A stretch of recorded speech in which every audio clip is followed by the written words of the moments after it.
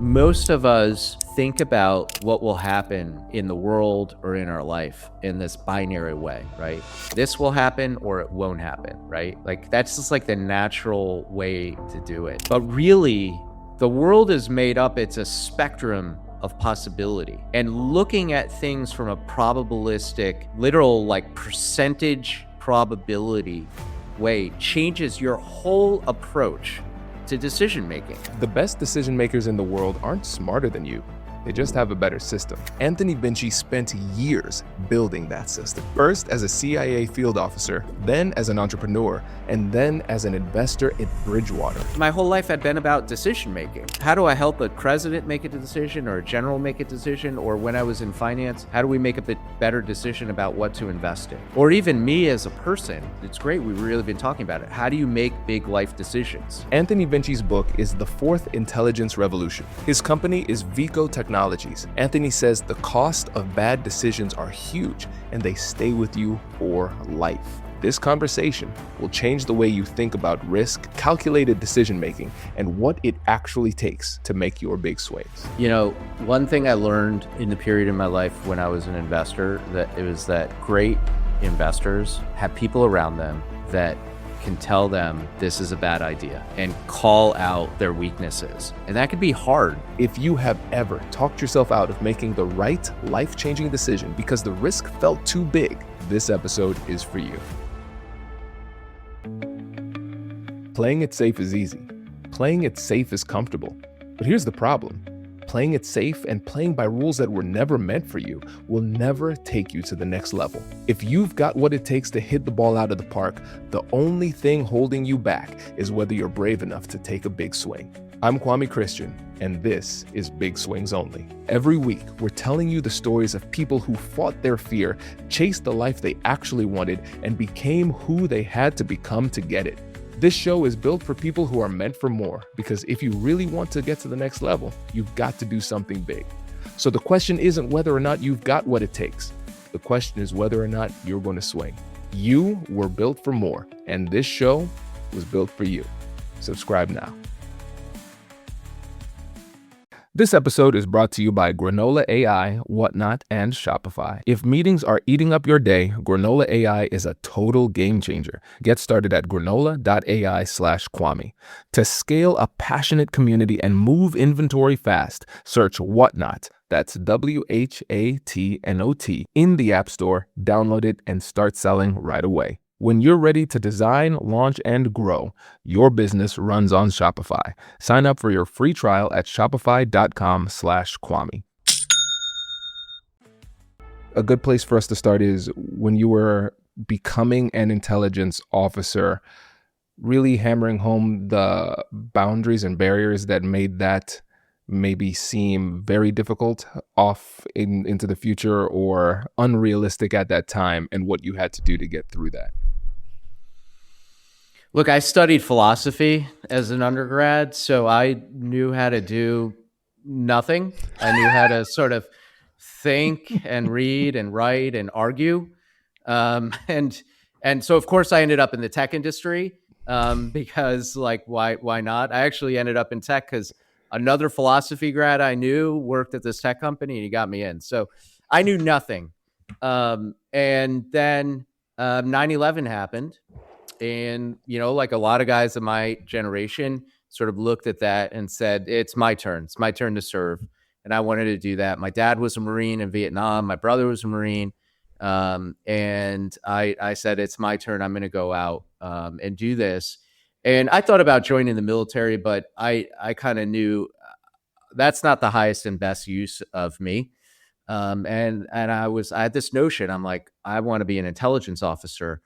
And then I had no idea how to do this. You know, I had the degrees, I ended up studying international relations after my undergrad degree. I'd traveled and lived abroad and things like this. So I felt like I was the right guy, but I had no idea. I was like, I don't like, it's so weird to think about, like, but it's just like, you're asking yourself, how do I get this job? I know it exists because I've seen it on TV. Right. I've seen it in movies, but like, where does one apply? And you have this impression that you have to sort of meet someone secretly in like a bar or a cafe in like Riyadh or, Bangkok or something, and you're going to get recruited. Well, look, it turns out, what you do is you have to apply on a website, is what I found out. um, it's like any other job in the world, weirdly. It's a government job. So there are rules for any government job, and you got to go apply. And ultimately, I did talk to a lot of people I knew, like a good, proto intelligence officer. Like I talked to everybody I knew, and I was like, which agency? What do I do? That's the other thing. You think, like, you just think about the CIA. There's actually several agencies. They do different things. There are different jobs you can have. And I talked to a lot of people and figured out this is what I wanted to do. I knew I wanted to be a case officer. I figured this out. I wanted to work in the field, collect intelligence, handle sources, do that kind of work. So I figured out where to do that. I applied, and then, look, it's a hard application. You're they are looking for really specific people, and you interview a lot. You're doing things like role playing to see if you're the right person. You're taking tests, different types of personality tests and assessments and those kinds of things. It takes a while. It takes a long time. You have to get a security clearance. That takes, for me, it took a long time because I had been to places like Syria. I'm sure these people were like, wait, this guy's like in his 20s. Like, how has he been to like Syria? And they have to figure out what, if you're a trustworthy person. So you're going through all that process. It takes a long time. You can't really talk about it that much, or you feel like you can't. So you're just waiting like alone to see if you can get this job. But finally you get in and you feel so good, and you're like, I'm off to the races and I'm going to go serve my country. Incredible. Well, again, thank you for your service. This is incredible, especially the catalyst to that service was something so pivotal for the United States. So we appreciate that. And I think what's fascinating about this too is that you had the military pedigree with your father being a Marine, your brother being a Marine, and you decided to go into counterintelligence, especially considering what America just went through. That role in particular was going to be pivotal. So you mentioned that you didn't believe that serving like your father and brother wouldn't be your highest utilization.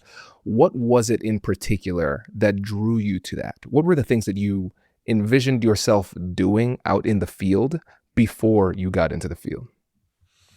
I was always somebody who was up to travel anywhere and do anything like that. And I studied abroad. I went to Oxford for a little while and traveled all over.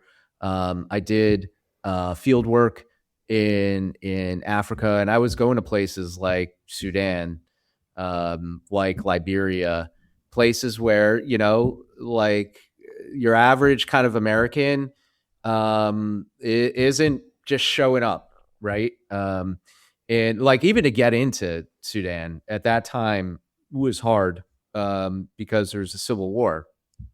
So I had to kind of convince people in Kenya to let me go. And there's something called the SPLA, the Sudanese People's Liberation Army.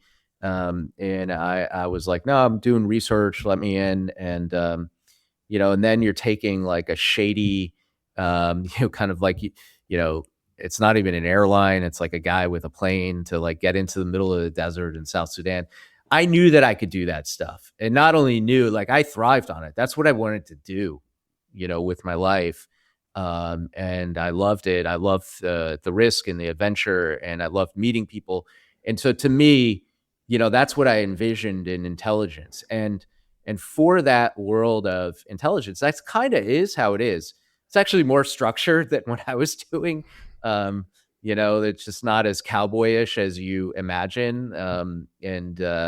But that was the world. And when they saw me, I had ended up with a graduate degree. They were like, oh, you should be an analyst. And I was like, no, I'm not looking, I respect analysts a lot.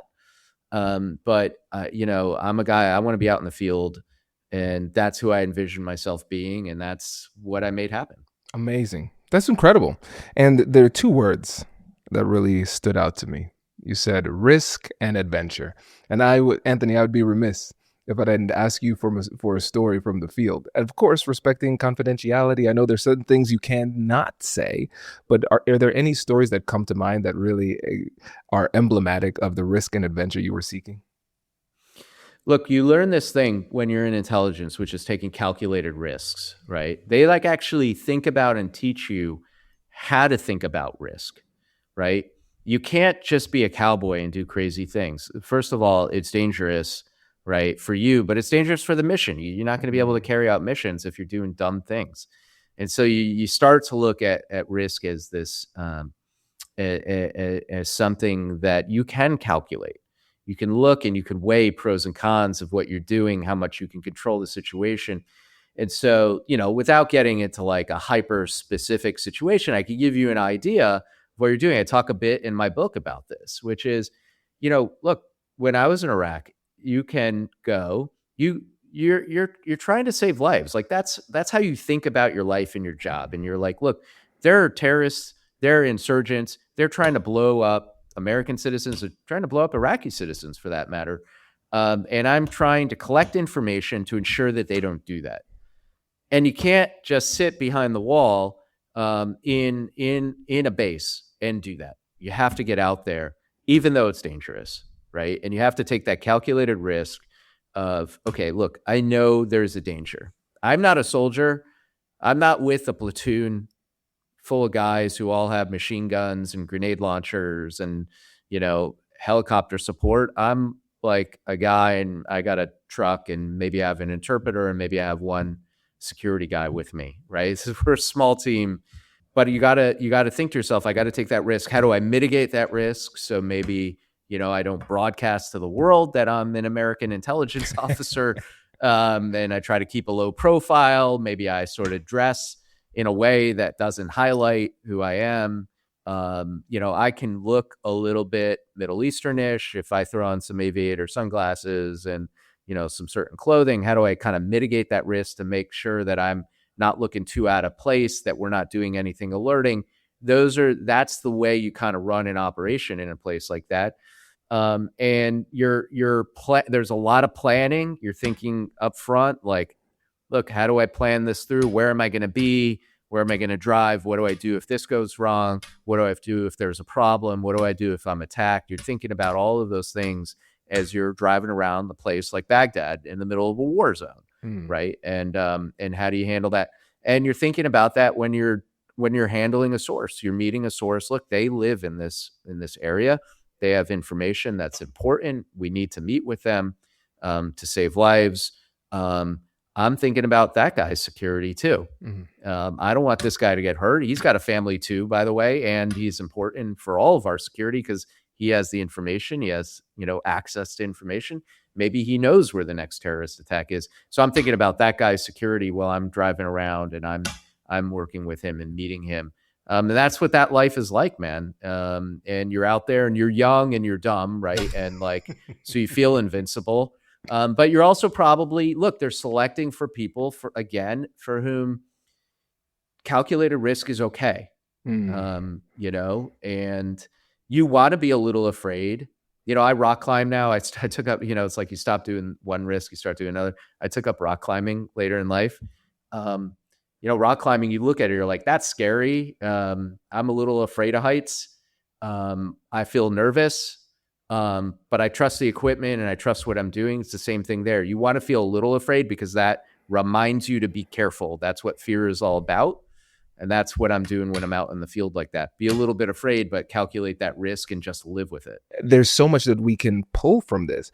First of all, when from the outside looking in, from the civilian mindset, everything that you do is magical and mysterious. And what's fascinating to me about hearing your story is that there is no guarantee, and there is structure in how the organization is run, but as far as what it takes to complete the mission, there are a lot of wild cards that could go in either direction. So you have to be nimble, but the guiding light is your purpose. You're there for a reason. You're there to save lives. And at the end of the day, as long as you have that beacon in front of you, that can help you to make decisions in difficult circumstances. And you talked about calculated risks. And of course, on the show, Big Swings Only, a lot of times that is what is required. We often hold ourselves back from taking these big swings because we focus so much on the risk. And I'd like to see, let's go a little bit deeper on how you utilized this base of risk calculation throughout your career before we actually get into the details of the rest of your career, because I'm wondering if there are some through lines that we can take in our everyday lives as we are trying to take our big swings in our world. I think about risk in two ways that has been kind of helpful for me. One is we balance risk, right? And you'll see this thing that's interesting, like special operations guys who, might be the biggest risk takers, right? They're literally being shot at all the time, tend to not take risk in other areas. They tend to have a wife and children and live in the same place for as much as they can, right? We can kind of compartment risk. For me, I was out there, I'm in Iraq, I'm like traveling around, all over the world. I was like really conservative on like financial risk. I wasn't investing in the stock market. I'm like, man, that's too risky. Like I'm going to, buy municipal bonds, So you compartment risk and you think about, for me at least, I think about where do I want to take risk, right, in my life as a whole. And then within that compartment of life, I'm then calculating how to think about risk. And I think about it like I try not to abstract it. Like, oh, this is just risky. It's like, I don't know. How is it risky? What can I do about that risk? Okay, I can go, like I was saying, I can be in Iraq and like, yeah, it sounds like crazy to get in a truck with a gun and drive around a war zone and meet somebody. But if you take each component and you're like, okay, look, I know where I'm going. I know what my backup plan is. I know what I'm going to do. I know what, if things go wrong, what I'm going to do. I've trained for these kinds of things. You kind of are chunking the risk, right? And can then deal with each chunk on its own. And this, I think, is like a freeing way to think about risk. If you think about the whole thing, and if all of your life is full of risk and it's just like this abstract monster, like you're never going to take a risk. But if you break it down into pieces, you look at those chunks and you deal with each of those chunks on its own, you can deal with it. That might be on a tactical level, like me running a source in a war zone, but it might be also a decision, like a big life decision, like deciding to jump into a new venture, like deciding to start a company. It's like that can sound overwhelming, but if you break it down, you're like, okay, here are the risks. Here's what I'm going to do. Here's the period of time I'm going to do it in. I'm only going to take risk here. So I'm not going to be doing, other crazy things at the same time. You can manage that risk. And that's how I think about it. Brilliant. This is very helpful. And when I think about some of the other people that I've interviewed and my own life too, I think about it through the lens of negotiating the floor, where I'm saying, okay, great. I know I'm shooting for the stars. That's where I'm going. And I also recognize often when you're shooting for the stars, you miss how far down am I willing to go? And so what can I do to make sure that I can mitigate the risk in a responsible way that doesn't pull away from the purpose or mission that we're driving towards? So I think that's great, because the cowboy mentality is fun when you're watching cowboy movies and it's not you. Exactly. Right? And so we want to make sure we're taking responsible risks. Yeah, exactly. And by the way, it sort of evolves over time in life. The risks I was willing to take when I was young, very different than today, right? I have a son now. I don't think I would be going to a war zone. I have a lot of respect actually now, looking back, for guys that I knew in Iraq and other places who were doing this that had kids. I didn't at the time. I wasn't thinking that way. Now I look at it, I'm like, oh my God, the 28, 29-year-old me was insane. Like, I can't believe it. And, even, later on, I had a startup, when I was in my 30s, and, I was, like you were saying, I was swinging for the stars. I'm like, $1 billion or bust. I don't care about anything else. And now I have a different startup. I think about it very differently, of what would be an acceptable exit, how would I manage this? How much am I willing to swing? It's evolved over time for me. Yes. Oh, this is good. And Anthony, I can't help myself. I know we have graduated from negotiate anything, but the negotiator in me has to know. When you think about some of these conversations that you were having, when you negotiated your way into a war zone in Sudan, when you're having to have these conversations with people who might not know you at all, how how do you go about doing that? How do you even approach a person in a situation like that? If you could paint that picture for us, that'd be really, really helpful. Yeah, I mean, it's funny. You are selected in the intelligence world because you have a certain innate personality trait to be good at that. That's what they're sort of selecting for. So looking back, I feel like I already had it. And then in intelligence, what they did is sort of train that and make you better at it and realize that you can turn this into a process. So I was always sort of doing this. And what I learned later in life after this training is what I was doing, which is looking at a person. First of all, you're looking at a person as another person.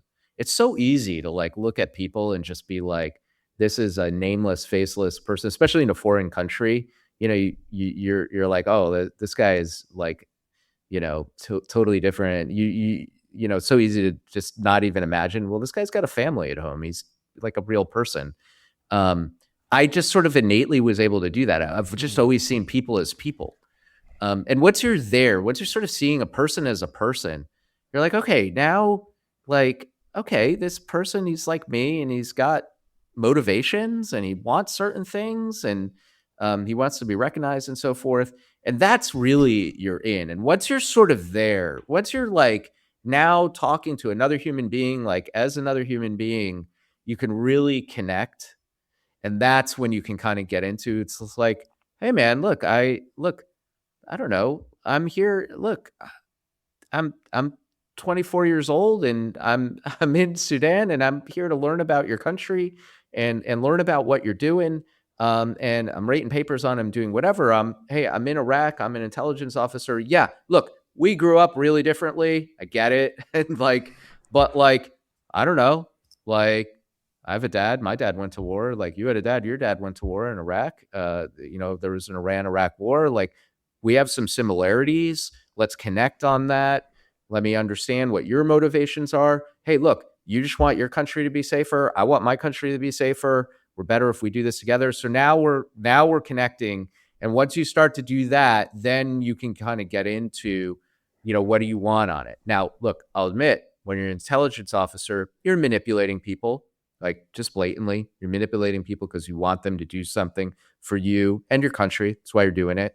But I'm still looking at you as another human being to try to get you there. And I'm trying to, also get you what you want out of it. That's like what I think I just sort of innately would do. And then I learned to do this in a structured way as an intelligence officer. Brilliant. Thank you for taking the time to share that. What's fascinating to me, Anthony, is as you tell that story and you talk about the skills that you would use, those are fundamental textbook negotiation and persuasion skills. You're being present with the person. You're trying to establish connection. You're building rapport by saying, hey, yes, let's stipulate to the fact that there are very clear and obvious differences between us. We don't need to harp on that. But let's also take some time to discover the similarities. Let's align these interests. And what's funny is that I know, again, the civilian mentality, we get our perspective on what an intelligence officer does through movies and the news. And so we almost think about these folks that you would run into as characters that are sitting down, smoking in a dark bar, who only exist to give you a hard time, right? But when you just see, hey, they are just people like everybody else, then you connect. It's fascinating. And now here's something that I think would almost surprise people, because getting into this role was a big swing. It was a big change. Let's talk about the exit, because that's literally and figuratively adopting a new identity in many ways. So what was that transition like? Yeah. A few years ago, I realized that I was ruining my most important meetings. I would sit down with visionaries, partners, and high stakes builders, but instead of actually listening to them and being present, looking them in the eye, and trying to catch the subtle nuances of what they were actually saying, I was sitting there staring at my screen, frantically typing, trying to capture every single word so I wouldn't forget it later. I was so busy documenting the moment that I completely stopped being present in it. And when you're trying to pull off massive goals, you cannot afford to have your attention split. And that's why I started using Granola AI. It's an AI notepad built to augment how you actually work. It runs seamlessly in the background and transcribes the meeting directly from your device's audio.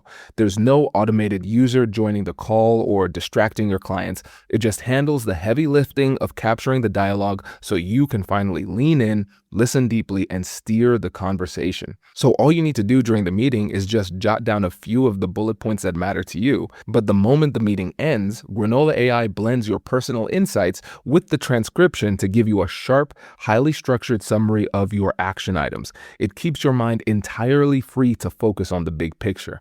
If you want to stop dividing your attention and start executing at a higher level, go to granola.ai/Kwame to try it out.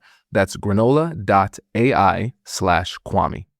Starting a business or launching a major new project is a massive swing. But what surprised me when I first set up my own storefront was how much simpler Shopify made the entire process. All of the high-powered tools you actually need to launch are included and ready to go from day one. You don't have to get bogged down in the mechanics. Shopify's design templates and AI tools get a stunning, highly professional site up and running fast with zero coding required. It makes your vision feel real instantly. And once you're live, Shopify checkout ensures that your customers can buy seamlessly in a single click, which gives you an immediate boost in conversion and confidence.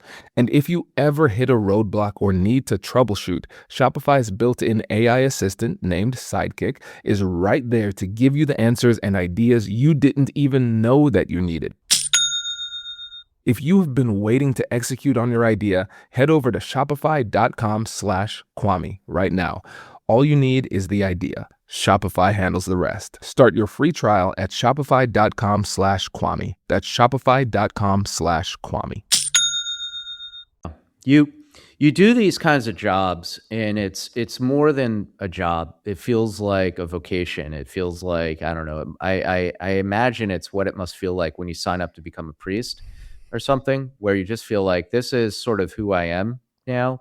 All of your friends do this because, when you're an intelligence officer, you work in these classified environments. You're traveling all the time, living abroad all the time, and if this starts to feel like your whole world, and you kind of become like divorced from the rest of the world in this weird way. It's like hard to even imagine that Hmm. there's an economy. I was in Iraq in 2008. The global economy was collapsing.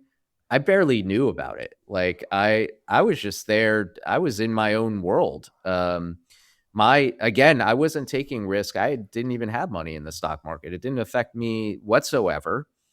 So you're really in that. And then you sort of start to ask yourself, like anybody else, like, do I want to keep doing this? Is this my life? And I kind of knew that I signed up because I wanted to serve, like old school way, like how the guys signed up for World War II. They were just like, we're going to war.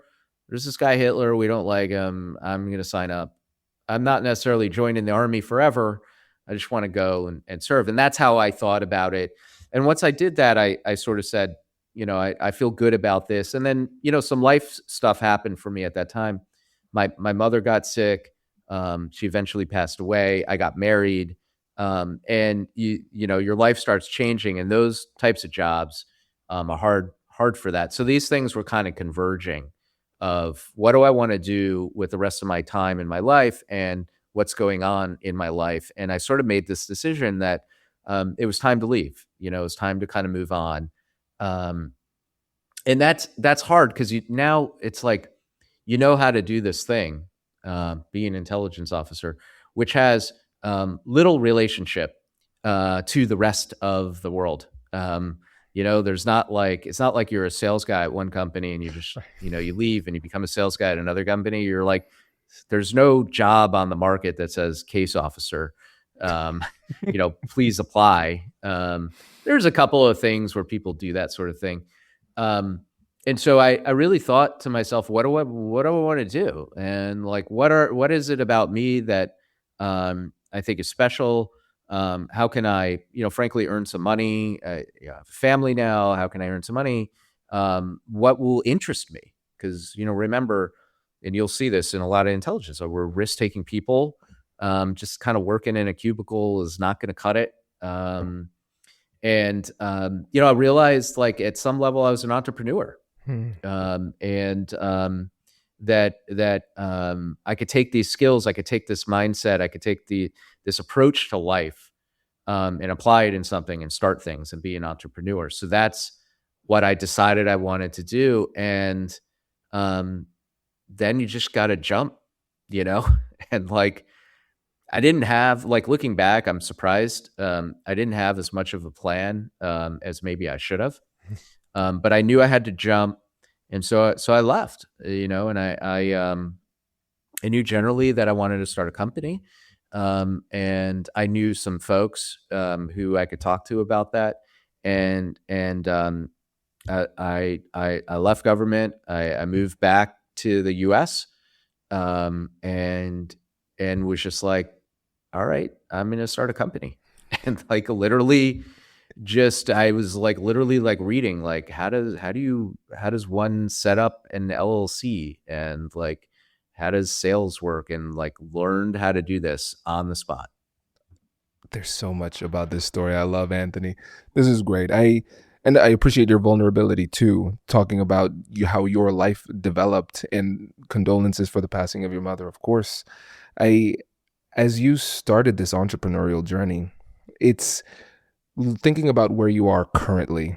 I think it makes it even more impressive to hear this element of the story. And I think this is one thing that I'm seeing with consistency with a lot of high performers. From the outside looking in, the narrative seems nice and clear and clean. There's a nice bow on it. It seemed like you were riding this wave of inevitability to your destiny. But now we're seeing the process, and it wasn't as clear, because it's another risk in a completely different industry where you have no background. So walk us through that entrepreneurial journey, because it sounds like, at least at this point, you knew that you had this drive to start something. At that point, when you had that drive to start something, did you know what it would be, or you just knew you wanted to create something? Yeah, to your point, like a lot, I try to mentor younger people, and a lot of people like look at my career and they're like, how did you do this? Like, it looks like this like amazing rocket ship line. I'm like, no, this is like a wandering path. Think, the Odyssey. It's just, I was on the ship and trying to steer as best I could, right? You're making decisions as best you can. I think about entrepreneurship in terms of how can I take what I know and have impact. And I kind of knew about some things. I knew how to collect information. I knew that information was important for people to make decisions. I knew kind of how to collect it in a way, how to learn how to trust information. I sort of abstracted to like that level, and I knew I wanted to have impact. And I knew I just always have been a person who, whatever I look at, I sort of see like why it's bad. Like, I look at businesses, I look at everything, and I'm like, oh, that's an awful way to do this. Here's a better way. I'm just I think a lot of entrepreneurs are like this. You just sort of like, that's like a bad way to do this. I think there could be a better way. Here's how I would do it. And if you're a tech entrepreneur in particular, you're like, I know that technology can do this better. I know there is a way to use it. And so when I left government, I was like looking at this industry of people who collect information and provide it to businesses. I was like, okay, look, I used to try to get information and give it to presidents and give it to generals. And I'm like, who uses information in the commercial world? It's companies, basically. And I'm like, I know there's a better way to do it. And so I started thinking that through and like inched into it. At first, came up with this sort of very manual way to collect information all over the world. And then this is a while back, right? This is pre Uber. This is early in the app world. But I like eventually started putting pieces together. I was like, well, I used to have to go and meet somebody to ask them a piece of information. And I'm like, wait, this person has a cell phone. Why don't I just call them and ask them? And then I'm like, wait, I could just make an app and then they could enter the information on it, right? You just start thinking it through and you're like, they could enter it on it. And then, by the way, I could know that they were actually there collecting this information because I can see the GPS on the phone. And like, so that was like the journey was like, I knew how to do this thing and kind of the old way to do it, like the very expensive human way. And I was like, how can I just use more and more technology to do that and think it through? And that was like my process. And then at every step in the process, by the way, as any entrepreneur will tell you, it's like always challenging. You're like, oh, well, now I have to make the app and I need a developer. And oh, like, okay, they're on the app. Now, how do I pay them? I can't like send them a check.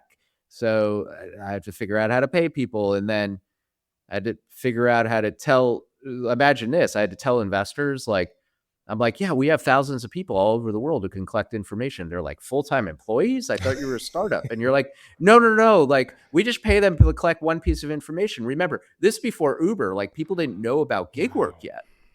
And like, I had to literally explain to people, I'm like, no. They're like 1099 consultants. I just pay them on the spot. They're not a W-2 employee. Like every step becomes like, you're like, figure out a solution.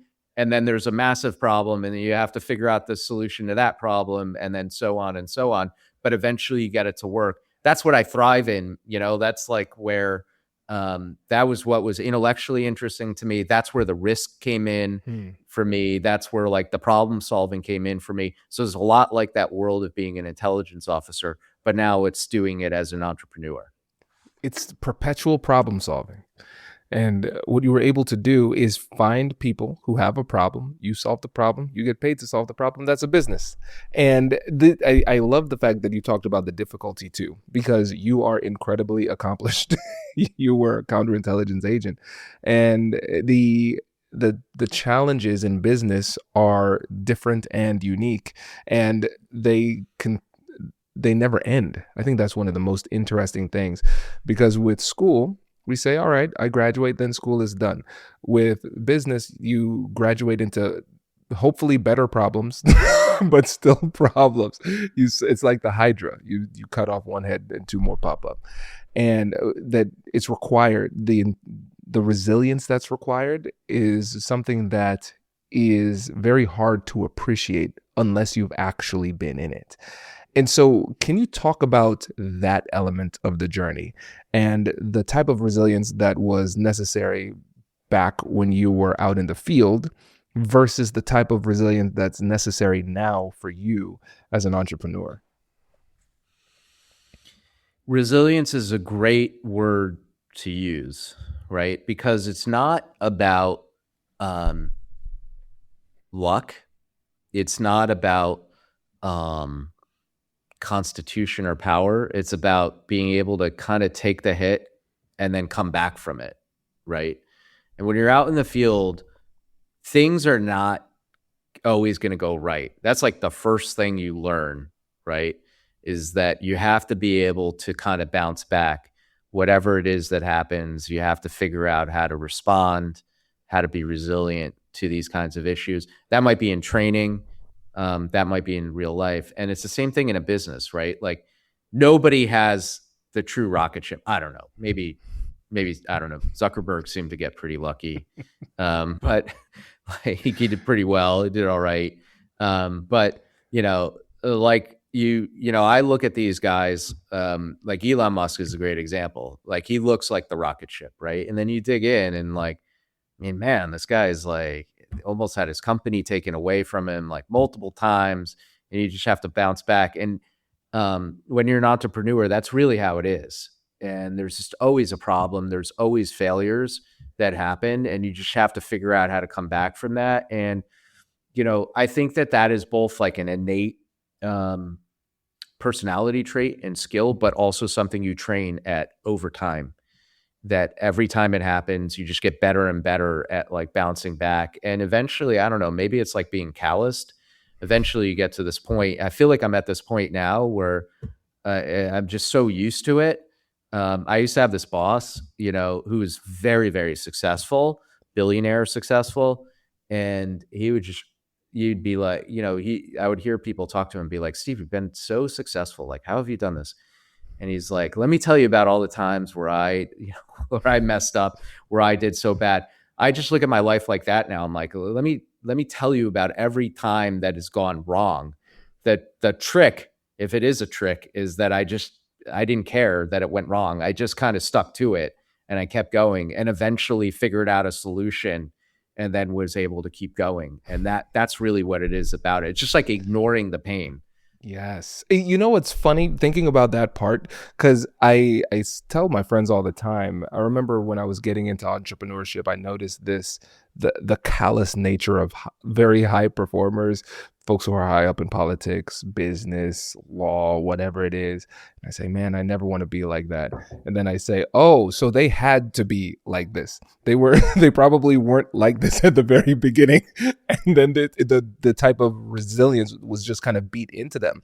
And I think when it comes to entrepreneurship, the difference between a business that succeeds and a business that fails is that both of them have near-death experiences, but one just doesn't die. That's it. Success in business is survival and just consistent incremental growth. Okay, hey, almost died again. Let's figure out what we need to do differently to not find ourselves in that situation, and then parlay that potentially into something better. And it's interesting too when you think about the great philosophers, the people who have accomplished a lot, who write about their journey. You don't hear people say care about everything and be emotionally affected by everything. Yeah. Exactly. Yes. It's almost as if, you want to take stubbornness and optimism and put it together, right? So most entrepreneurs I know, myself included, are weirdly optimistic. Just like always think that it's going to work out.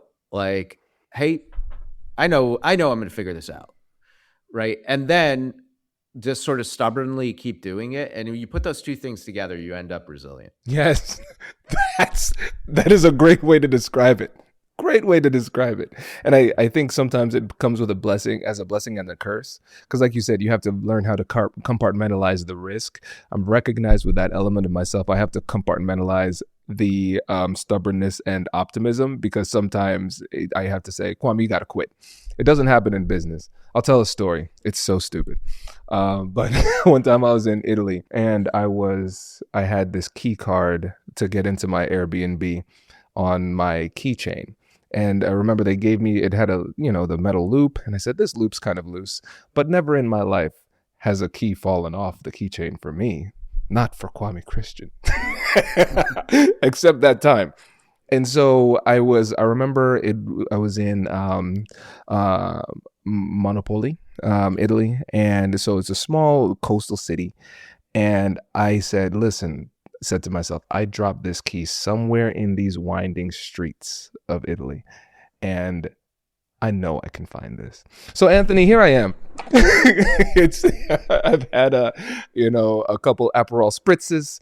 I was hanging out with my friends, and I say, you know what? I lost this key. Don't worry, y'all go home. I'll find this.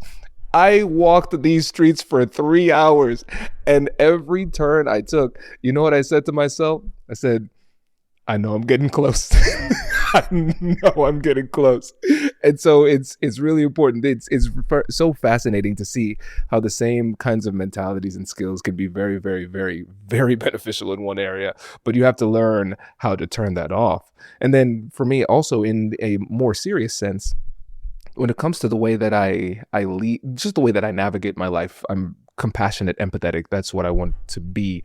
And I recognize that in the business world, you need to have a little bit of an edge. And it was an edge that I didn't have and I didn't want to have for a while. And then I recognized I need to develop this part of me as I grow as an entrepreneur. But then also I recognize that that was very beneficial in some cases at work, but then I wouldn't turn it off at home. And there were times where Whitney said, "Where's the warm Kwame that used to solve problems collaboratively?" Where I just say, "Okay, hey, this is the problem. This is the solution. We got to do this and this." Great for the business world, not at home. So I think it's important to recognize that these attributes that we develop, we have to be able to compartmentalize not just the risk, but also the skill set to make sure that we're using the right parts of ourselves at the right time. It's a great way to put it. There's a flip side to all of these good traits in business. Like you do have to learn to be hard in some sense. Like even if you're just you run a small business, sometimes you have to fire people, Yeah. and it can be hard to do that. Actually, it's harder than most people think who Yeah. haven't done it, especially if you're sort of attached to somebody, and you like them, maybe you know them and their family, right? And it can be hard to then turn it off. The other flip side, by the way, on resilience and stubbornness and optimism of all this is, I think the hardest thing for a lot of entrepreneurs, myself included, is knowing when it is appropriate to stop. And there is a point that sometimes, you're just like, this business isn't going to work. Like maybe, part of you, look, you're an entrepreneur. Again, you have to be an optimist. And you're like, I know it's crazy. you know, I know that I want to land a rocket ship back on the launch pad. I want to make, I want to make this or that thing that's everybody thinks is crazy, and you have to keep going, right?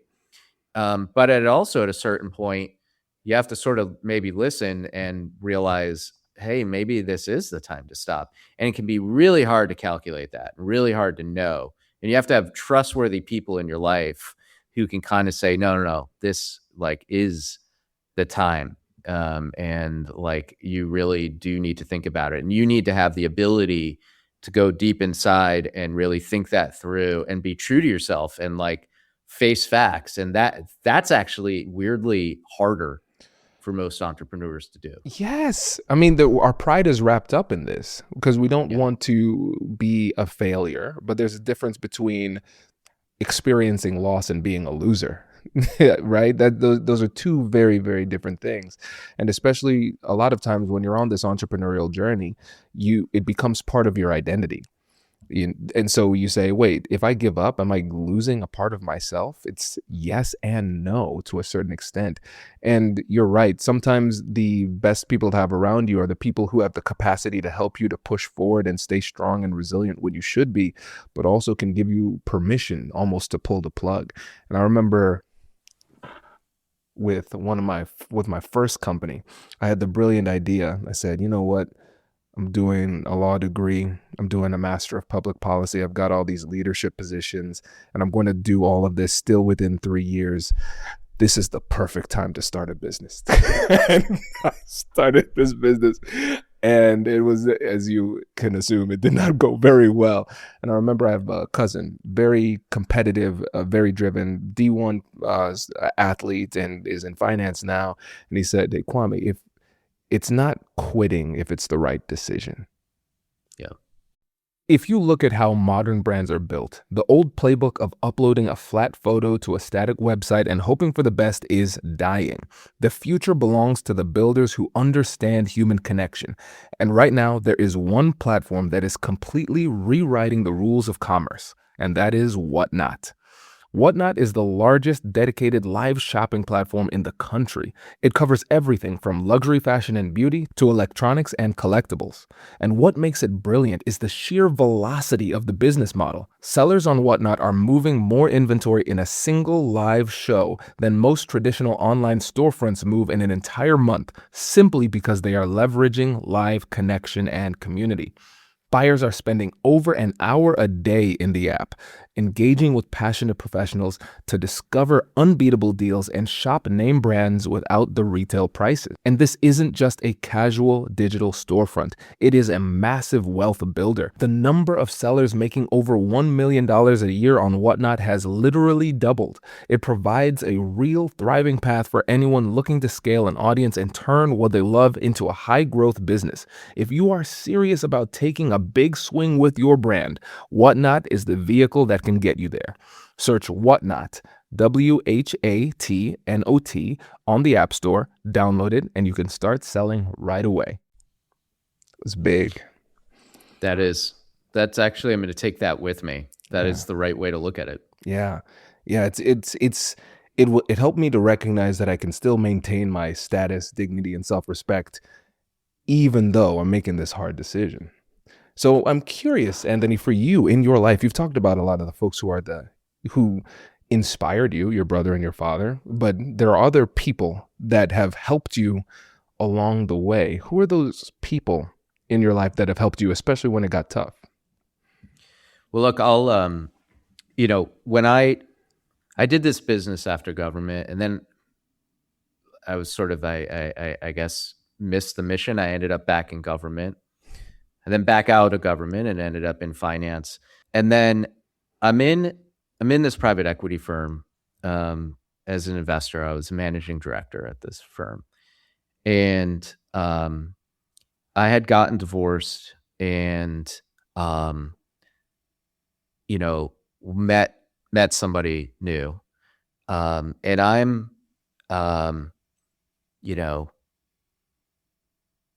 3 months into this relationship, and I'm like, I'm going to leave and I'm going to start a new company.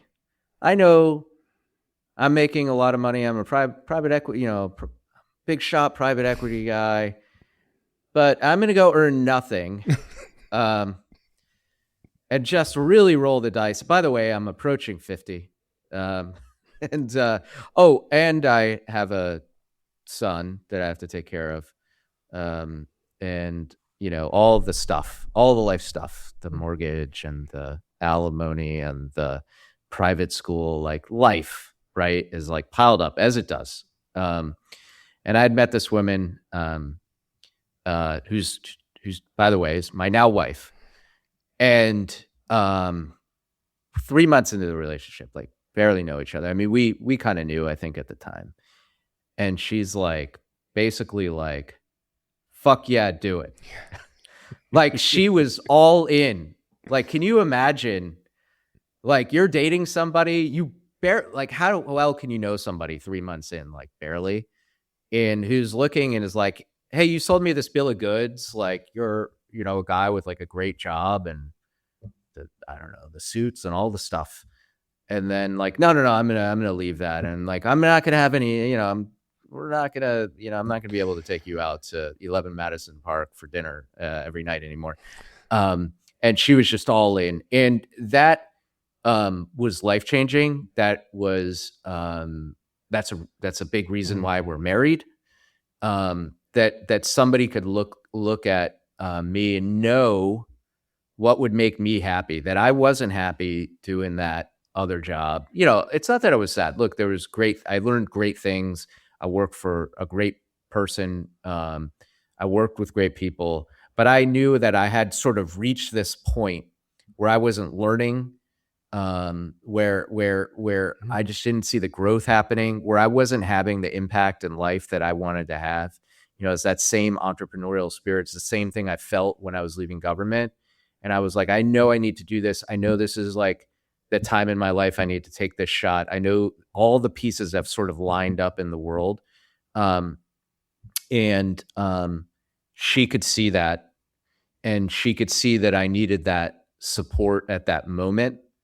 And she was exactly the kind of person, her grandfather was an entrepreneur. So she sort of, and her mother, in fact, was an entrepreneur. She kind of knew this mentality. And she was in her own sense an entrepreneur. She knew the mentality. She knew that the support was necessary, and was just all in from like day one, has been all in since that day. And that is the number one thing any entrepreneur can ask for in life. And once you have that, you are good to go. And I have it. The right relationship can make you, and the wrong relationship can break you.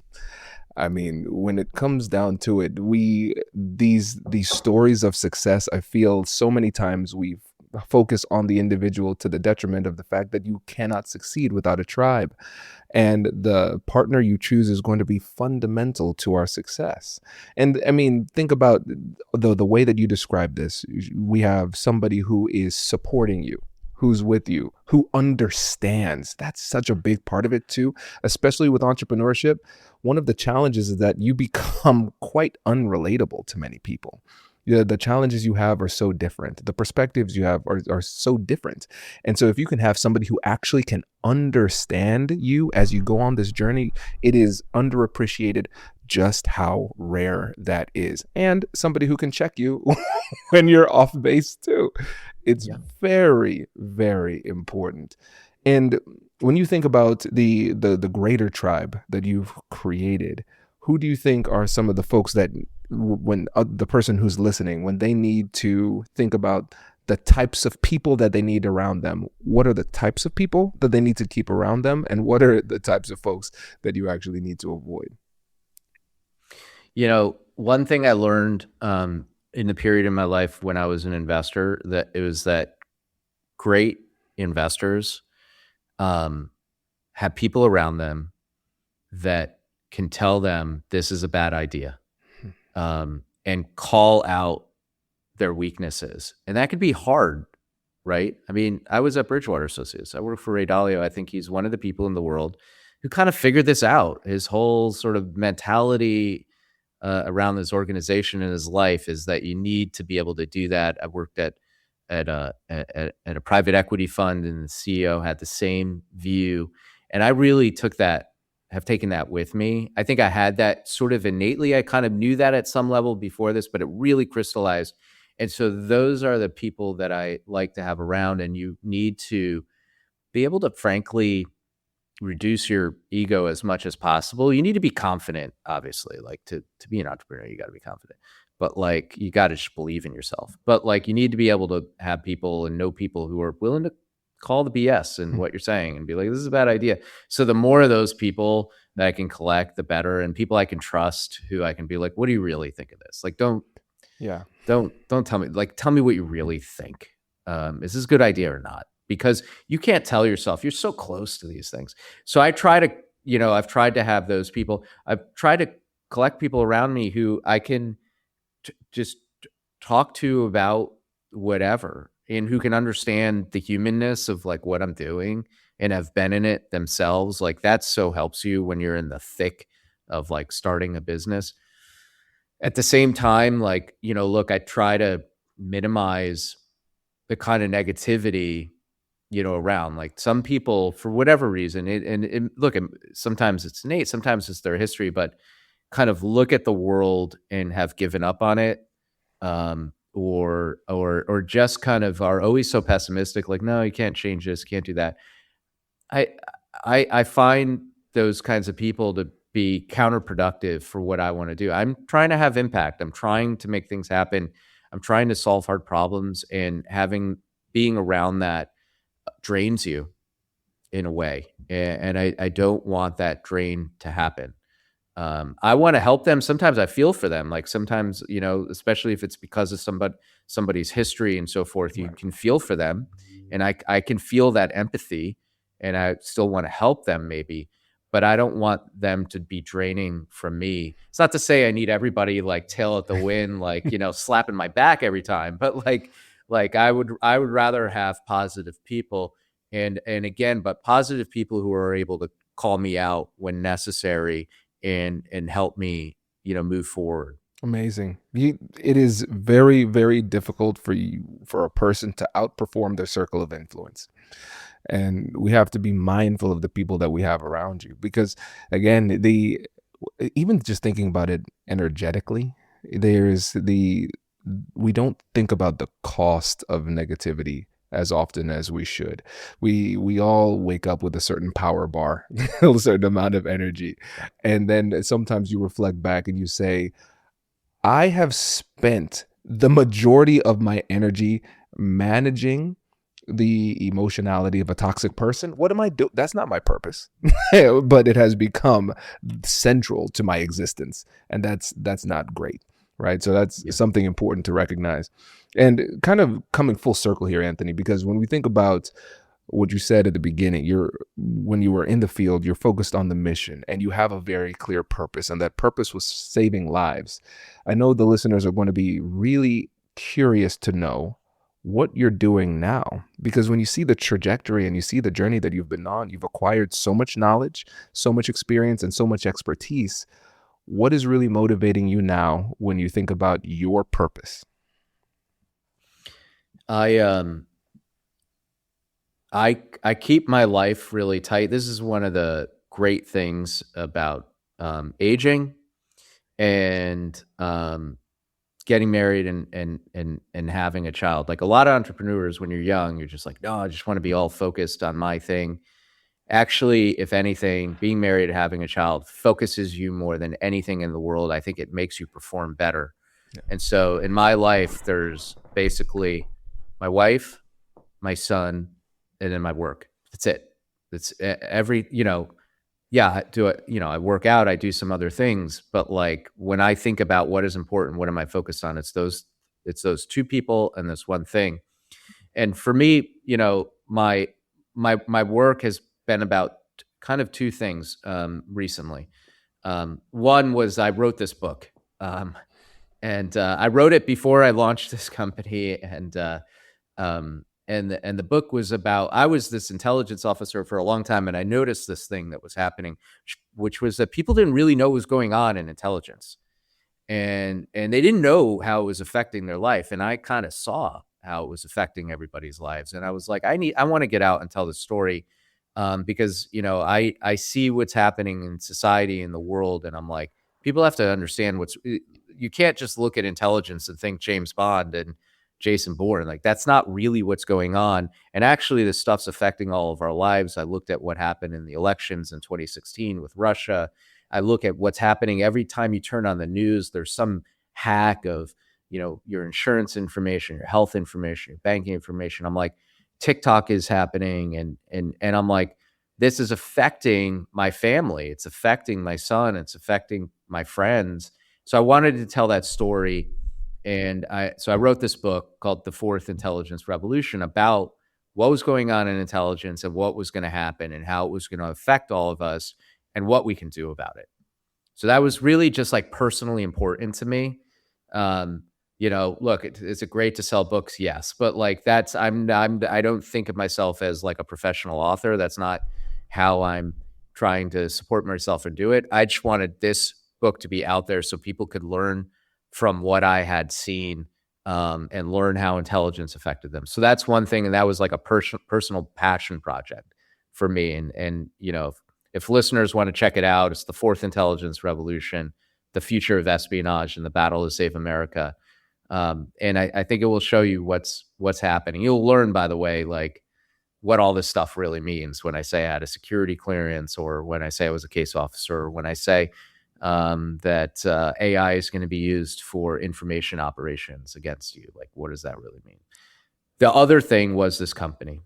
I had a big year last year. I got married, I published a book, and I launched a company all in 1 year. It was like intense, really intense. And and again, had a wonderful wife who supported me throughout all of it, or was my fiance and then my wife supporting me throughout all of it. But then I launched this company called Veeo. Veeo.io is the website, but like I went back to the same thing that I had thought about when I was intelligence officer. This time, not about how do I collect information, but I was like, how do I make better decisions? I'd been in this, like my whole life had been about, I realized this, like my whole life had been about decision making. How do I help a president make a decision, or a general make a decision? Or when I was in finance, how do we make a bit better decision about what to invest in? Or even me as a person, it's great. We've really been talking about it. How do you make big life decisions? Right. How do you take those risks? Right. And I wanted to make a better tool to do that. And so what we did, we started with, well, what's the first thing that you do when you're making a decision? Is you're like, well, what might happen? What might happen if I make this decision or not make this decision? How do I forecast the future? So we made this capability to forecast events in the world.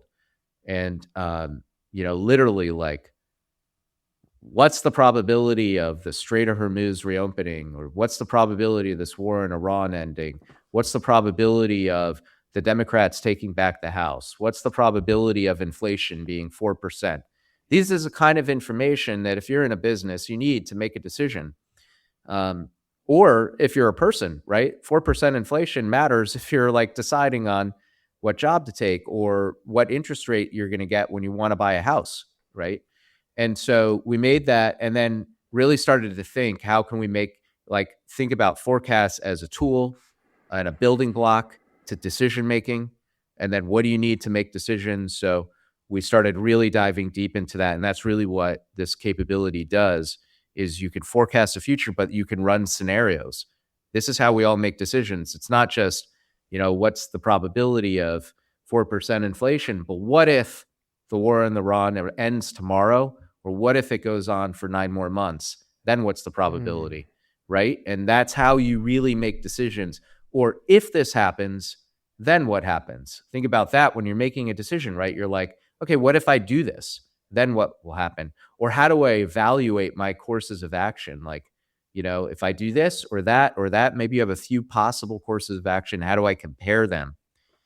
Numerically, even like in an exact way. So that's what we built. And we think it, is a great way to help. Look, we sell into finance and we help, we're on the Bloomberg terminal. We help, hedge funds and banks make decisions as traders. We help corporations make strategic decisions, and we help, the government make decisions. And ultimately, we want to help everybody make decisions. Amazing. Also, shout out to your wife, because we talked about your resilience. I mean, to go through that much, that takes a lot of resilience. So kudos to her. And before we bring in Simone for his question, before we wrap, I want to ask you this question, because we're talking about the ability to make good decisions. Good decisions are typically going to be based on good intel and good information. But you talked about probability, you talked about forecasting, and one thing I recognize, especially when we are thinking about how we can help people to make better decisions, bigger decisions. Can you tell us what most people struggle to understand about probabilistic thinking and decision making when it comes to making everyday decisions?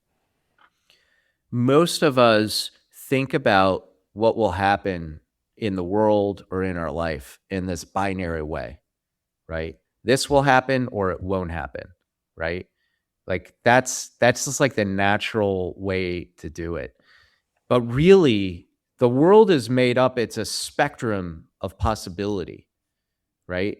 And looking at things from a probabilistic, literal like percentage probability way changes your whole approach to decision making, because now you can hedge. You can think about a portfolio of decisions that you could be making. This is, by the way, something that like hedge fund traders have been doing forever. But I realized with this company and just in life in general, you can do this as a CEO for any decision or as a person. And you can start to look at decisions as a spectrum, as probability, and that is freeing because it allows you to understand risk in a much more exact way and make a better decision. So if I say to you, look, there's a 55% chance of this happening, versus I say to you, there's a 90% chance of this happening, that means two very different things to you, right? But if you think in a binary way, and I say to you, well, it's more likely than not that this is going to happen. Very different, right?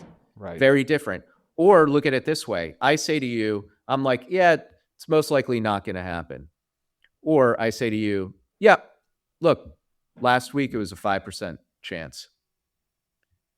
2 days ago it was a 10% chance. Today it's a 20% chance. Now you're looking at that decision in a really different way, right?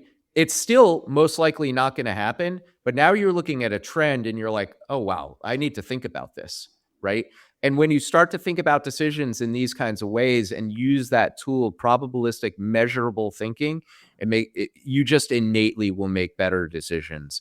whether as a person or whether as somebody running a company. Brilliant. Oh, this is so good. We could have a whole other podcast on that topic, because for me, the way I think about life is we live life decision to decision, and the best way to improve your quality of life is to improve your quality of decision making. And what you're doing right now is doing just that. That's so powerful. Simone, I'm being greedy. Jump in here, man. Please. Is there any room for intuition in this decision-making process, like even in work, businesses, finances? Is there room for intuition, or we just have to get rid of that? No, absolutely. Look, I think intuition, even emotion, really helps you make a decision. Like it's like a tool that our brain has to kind of help you deal with this. Like if I tell you that there's a 32% chance, you still have to decide, what is my risk level? What level, like, is that okay for me or not? And that's in your head. And that's where you kind of hone it, right? The other thing is that, and I'll tell you this from the perspective of a person who like literally tried to make a crystal ball that would like tell the future. Actually, the most important thing is figuring out what question to ask, right? And that is coming from you. That's coming from emotion. That's coming from your history. It's coming from what you know about the world. So even if you have a crystal ball, it's kind of useless if you're not good at figuring out what question to ask. And that comes from a person. Oh, that's so good. And as one of our core principles with negotiation is curiosity. So the fact that it all comes down to the question that we ask even ourselves. So good. Anthony, you've been very generous with your time, my friend. I appreciate you. And let me ask you this last question, and we could ride off into the sunset with this. When we think about your mission and what you want to contribute to the world, and you think about what you're doing with Veeo.io, everybody check out the website. After you leave, what do you want your lasting impact to be? Well, look, my whole life has been about looking at the world and trying to make it a better place. And I realized over time that information and kind of decision making is how to do that. Right? We are all just, look, we're people in the world, and we're deciding what to do at every moment. Who should I marry? Who should I work with? What should I do with my life? What should my company do? And the cost of bad decisions are huge, and they really come with you in life. Like that's what regret is, right? Like that's why we have the emotion of regret. As we look back, and we're like, I should have made a different decision. And look, trust me, everybody has regrets.